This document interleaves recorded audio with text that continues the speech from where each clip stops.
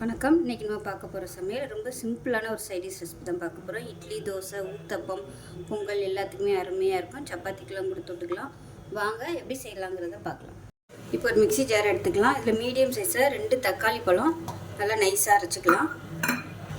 இப்போ இன்னொரு mixie cup வச்சுக்கலாம். இதில் மெஷரிங் கப்பில் 1/2 கப் அளவுக்கு துருவன தேங்காய் சேர்த்துக்கலாம். 1 டீஸ்பூன் போல் சோம்பு, 4-5 முந்திரி பருப்பு சேர்த்துக்கலாம். 1 டீஸ்பூன் போல் பொட்டுக்கடலை சேர்த்துக்கலாம். இப்போ தண்ணி ஊற்றி இதை நல்லா நைஸாக அரைச்சிட்டு பார்க்கலாம். ஒரு கடாயை எடுத்துக்கலாம். தேவையான அளவுக்கு எண்ணெய் விட்டுக்கலாம். எண்ணெய் சூடானதும் 1 டீஸ்பூன் போல் கடுகு சேர்த்துக்கலாம். 1 டீஸ்பூன் சோம்பு சேர்த்துக்கலாம். சோம்பு இல்லை சீரகம் சேர்த்துக்கலாம். கருவேப்பிலை சேர்த்துக்கலாம். இப்போ நீளமாக நறுக்குனா பெரிய வெங்காயம் சேர்த்துக்கலாம்.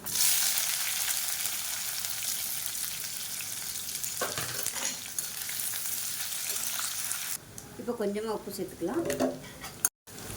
வெங்காயம் நல்லா பொன்னிறமாக வதங்கிடுச்சு. இப்போ இது ஒரு 2 டீஸ்பூன் அளவுக்கு குழம்புத்தூள் சேர்த்துக்கலாம்.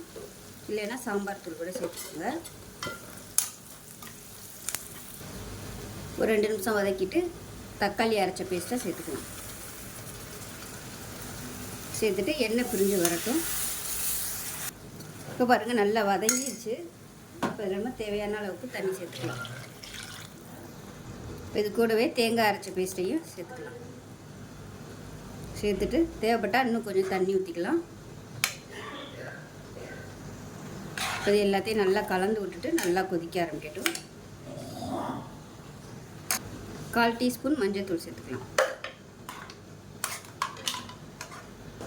இப்போ பாருங்கள் நல்லா தளன்னு பச்சை வாசனை போக கொதிச்சிருச்சு. அமர்த்திடலாம். அவ்வளோதான். ஒரு சூப்பரான சிம்பிளான ஒரு சைடிஷ் ரெடி ஆயிடுச்சு. இட்லி, தோசை, ஊத்தப்பம் எல்லாத்துக்குமே அருமையாக இருக்கும். செஞ்சு பாருங்கள். செஞ்சு பார்த்துட்டு எப்படி வந்துச்சுங்கிறத சொல்லுங்கள். வீடியோ பிடிச்சின்னா லைக் பண்ணுங்கள், கமெண்ட் பண்ணுங்கள், சேனலை சப்ஸ்கிரைப் பண்ணுங்கள், பக்கத்தில் உள்ள பெல் பட்டனை ப்ரெஸ் பண்ணுங்கள். நன்றி.